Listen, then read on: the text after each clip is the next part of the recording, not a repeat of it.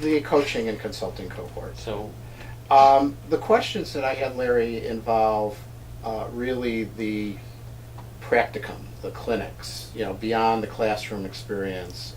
Can you explain a little bit how that works? I know that there's an initial 5-day residency and then classes that meet monthly, but then it looks like at the end of the first year, there's a couple of practicums or clinics in the summertime, and then in the second year, students have actual clients. How does that work? right, okay. So you're right about that. The first year is really basically the coursework part. Mhm. There is an intensive kind of understand yourself at the very beginning.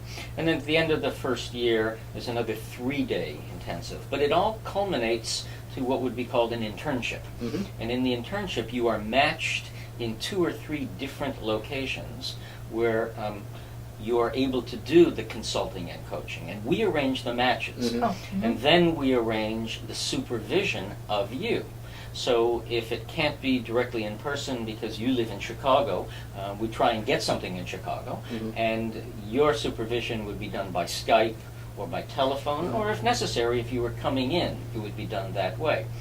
Each of these internship opportunities is to look at the individual, the group, and the system, Mhm. and different kinds of organizations. So we have, for example, relationships with institutions, hospitals, other organizations at the corporate level. Mhm. We arrange a match. If it's okay with you, the topic is established, and then you would be doing what you have been trained to do. Because each of the students is domain specific, the consulting and coaching would be connected to your professional interest. Mhm. And so we're just getting into that now Mhm. for the first cohort, which is going to start in September. Mhm. In other words, cohort 1 has completed their entire first year. Their internship will begin in September. Right. All right. Cohort 2 is just coming in now. So they're getting ready for their intensive 5-day, and then they'll go through their coursework. We're also going to try and link up 1 with 2. So as the new people are coming in, and a relationship with the first group is established. And so there'll be some internal activity as well as some external activity. And so in many ways, it's a learning experience for the student and for the internship sites that we're working with. Right. But we're spent a lot of time, vetting the site and vetting the people who we are working with to make sure that this is all connected properly. And in terms of the internship, how does the supervision work? Is one of the professors periodically sit in on one of the sessions, or is there different forms of feedback and review? How does that work, or how do you expect that to work? The answer to that is yes, yes, and yes. We have 3 core faculty. Right. They will all supervise each student. Mhm. And so the relationship and how it's established really depends on the location and what kind of site you're working with, Mhm. whether it's individual, group, or larger. Mhm. And in some cases, it seems less likely that you'll have a supervisor in the meeting with you. Mhm. There could be something at the beginning to set it up. But more than likely, we would expect that by the time the person has been admitted to this program, and they have to have significant competencies to be admitted, Mhm. and then completed a year of pretty rigorous education, you don't need one of our faculty to sit in. Right. What you do need is the reflective and interpretation of how you're coming across. So some of that will be finessed Mhm. by the instructors, but also because you've been practicing this all along, it should be pretty well established by the time you get there as well. Great. And then in terms of the end of the program, I know in the MPhil and in the MSOD programs, there are capstones. Is there the equivalent at the end of this program in terms of a thesis or a capstone or some other meaningful written work at the end of the program? Well, okay, so this is like most of our programs, it's a degree and a concentration. Right.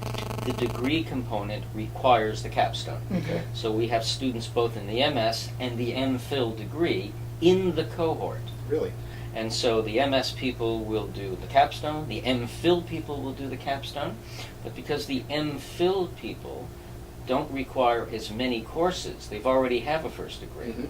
They will take 2 fewer courses, Mhm. by 2, Mm-hmm. but still do the capstone. In a situation such as you, there may have to be a special circumstance because you already have the MS and the Yeah. and so the issue would be, could you enter simply as the certificate student, Mhm. since you can't earn the same degree twice? Understood. Oh, And I in that see. situation, you may not be obligated to write the capstone, since you've already written 2. All right, now, Go for the trifecta. that's exactly right. It's an elective, and so part of it is, well, what is the purpose of it? The purpose is really not for external publication, but for internal Right. description. And so it's really a book of your own practice. And so that would be something to decide. Interesting. That would be interesting. In terms of the cohort, how many people are there roughly? In Dozen. each of- a dozen? Again, 3 full-time faculty, approximately a dozen students.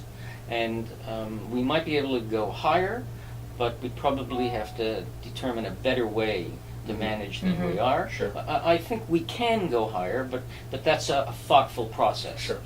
I've spoken to the people over in Marty Seligman's group, Sure. Positive psychology. Positive Psychology. One of our students was in our program and just took their degree without finishing his capstone in ours, then came back and wrote the capstone.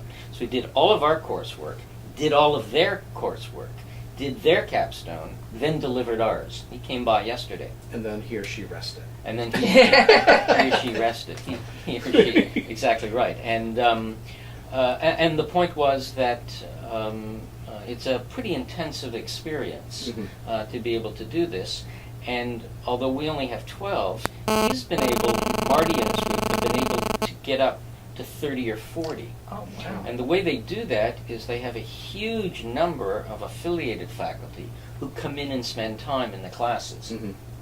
And so the student was telling me, he says, there must be 20 other faculty members who come in for a time. Wow. And so one class could have 4 or 5 different people, then another class could have 3 or 4, and then another one. And by the time you finish that degree, you've been exposed to a whole lot of people. Right. And under that circumstance, you can have more people, because then you can break them up into smaller groups. Right. So we're not quite there. Also, our model was a little different. It was based on a program at Oxford and at HEC, which also began with 12 people.